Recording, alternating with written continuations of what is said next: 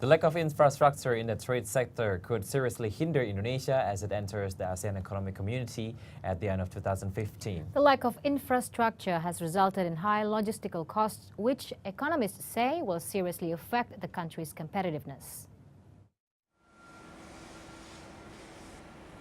Infrastructure problems, as well as the high costs of transportation, are behind the stagnant national logistics sector. Low competitiveness from high logistics costs presents serious challenges for the country as it enters a new era of trade liberalization as the ASEAN Economic Community takes shape. Trade Minister Mohammed Lutfi admitted that the government urgently needed to address the shortfall in infrastructure if it wanted the country to enter the new economic community well equipped to compete with other member economies. Unless these problems are addressed quickly, congestions at seaports, airports and land transportation terminals will increase. The rising ranks of the middle class in the past decade has also resulted in higher population mobility compared to other neighboring countries such as Malaysia, Singapore and Thailand. The slow growth of development and infrastructure in the logistics sector is also a source of concern for the business sector, which hopes the government accelerates the development of infrastructure nationwide.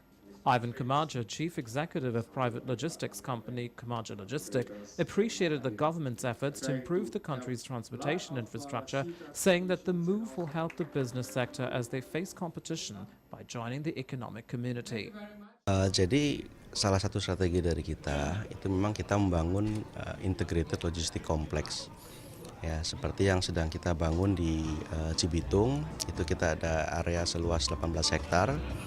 Nah, di situ kita akan membangun semacam industrial logistic complex. Nah, sehingga di sana tujuannya sebetulnya adalah bagaimana kita bisa optimalisasi ya. Dan kita akan mensinergikan beberapa activity dalam area tersebut, sehingga itu tujuannya adalah untuk supaya bring down the operation cost untuk melalui optimalisasi. The slow growth in the national logistics sector has been blamed for the high cost of logistics across the country. Logistics costs account for 24 to 27% of the gross domestic product, far above figures among other countries in the region. In Singapore and Malaysia, logistics costs account for a mere 5 to 10% of their gross domestic product. Improving the infrastructure sector in Indonesia is urgently needed to improve the country's competitiveness.